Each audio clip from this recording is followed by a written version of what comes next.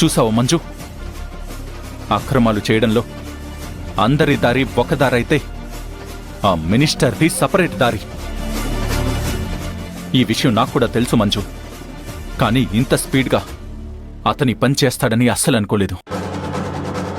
ఇప్పుడు సత్య బెదిరించాడు. ఆ మినిస్టర్ చేస్తున్నాడు అంటే వాడనుకున్న పనిని తొందరలోనే కంప్లీట్ చేస్తాడు. జనరల్గా ఎలక్షన్స్ టైంలో ఇలాంటివెవరూ చేయరు. కానీ ఈ మినిస్టర్ తన మీదకి ఫోకస్ రాకుండా ఈ పని చేస్తున్నాడని నాకు అర్థం అవుతుంది. అవును సార్. ఆ మినిస్టర్ గాడు తప్పు మీద తప్పు చేస్తూనే ఉన్నాడు, కానీ వాడిని మనం ఏం చేయలేకపోతున్నాం. మీరు ఎక్కువ ఎగ్జైట్మెంట్ కాకండి సార్. సార్, మిమ్మల్ని ఒక మాట అడగాలనుకుంటున్నాను. అడుగు మంజు. ఈ సొసైటీలో తప్పు చేసిన వాళ్ళు, అన్యాయం చేసిన వాళ్ళు చాలా మందే ఉన్నారు.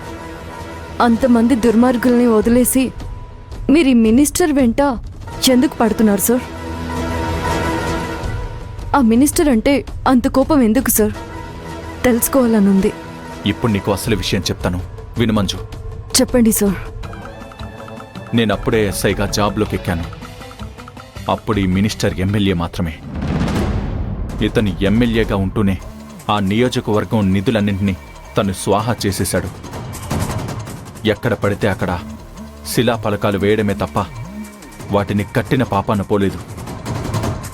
ఆ టైంలో నా స్నేహితుడు రిపోర్టర్గా ఉండేవాడు. మా ఫ్రెండ్ ఈ ఎమ్మెల్యే చేసిన తప్పులన్నింటినీ నా దృష్టికి తీసుకొచ్చేవాడు. నేను అతనికి ఒక మాట చెప్పాను.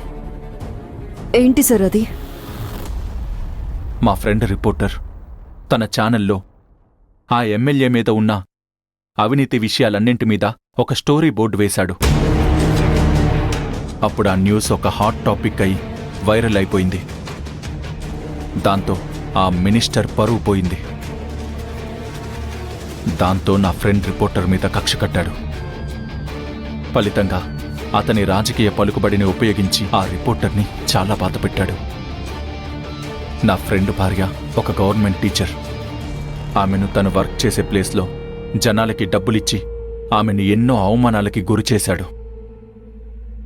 ఆ మినిస్టర్ పెట్టే బాధలను తట్టుకోలేక నా మిత్రుడు, అతని భార్య ఇద్దరు సూసైడ్ చేసుకున్నారు.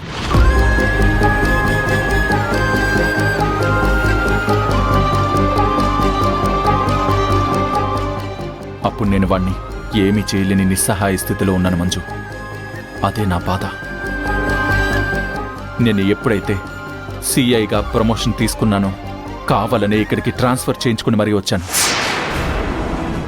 నేను వచ్చిన ఉద్దేశం వాడు ఈసారి ఎన్నికల్లో ఎట్టి పరిస్థితుల్లో గెలవకూడదు. సార్, మీరు మినిస్టర్ గారిని టార్గెట్ చేయడంలో న్యాయం ఉంది సార్. ఆ మినిస్టర్ గారి గురించి చాలాసార్లు కిరణ్మయ్ గారు చెప్పారు. ఎప్పుడైతే సత్యను తన సప్రయోజనాలకు బలి చేస్తున్నాడో అప్పుడే నాకు కూడా ఆ మినిస్టర్ గెలవద్దు అని సంకల్పం తీసుకున్నాను సార్.